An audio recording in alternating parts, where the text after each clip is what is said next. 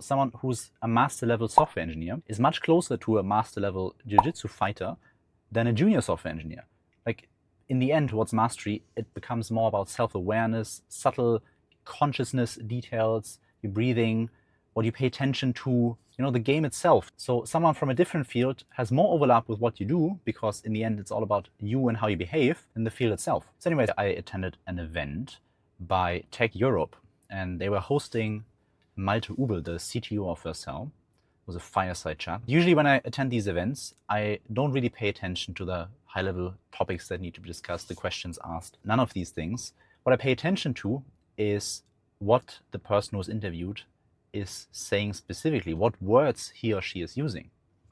Words tell a lot about someone. The more experience you get in something, I've noticed, the more they develop their own language. They choose their own words, their own phrases, specific ways of saying things. I call it the secret handshake, where you just know that someone is deep into a field if they have their own words and mannerisms to describe what they're working on. The interesting thing is that the more deeper you get into a field, the more mastery you achieve, the less it becomes about the field itself. Anyways, I was paying attention to what Malte was saying, and while the event was mostly like high-level stuff, things which you can, find on the average YouTube video, there are two things which really stood out to me. One is, since he's the CTO, I was curious about how he thinks about teams, incentives, structure and alignment, collaboration, these kind of things.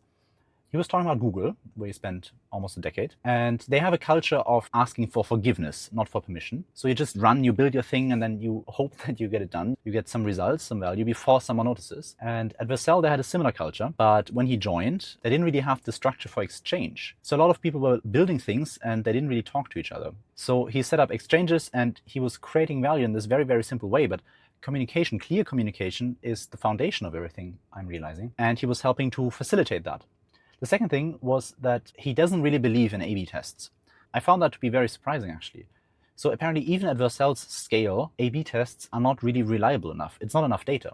So instead, what they do is they set up feedback buttons all over the interface. You probably have noticed, if you use the products yourself, there's thumbs up, thumbs down, and all of these things go into a dedicated Slack channel. Based on the feedback, he makes decisions based on conviction, not on data, because again, it's not enough. That was interesting. I'm going to encourage myself to act more on conviction and do more user interviews or get feedback from users. And the second is to make sure that there's proper communication, because that's really the foundation of everything. A small detail, I went there with a friend, Darius, and he had this hack of how to get good value out of an event like this. So usually there's a Q&A section, and he asked a question, and he made sure that he added some unique detail about himself. In this case, that he's an investor into Kagi, the alternative search engine. So that later on, when everybody was having chats, people remember him. It's something that makes you interesting to others and makes people want to talk to you. Anyways, that was it for the night. See you next time.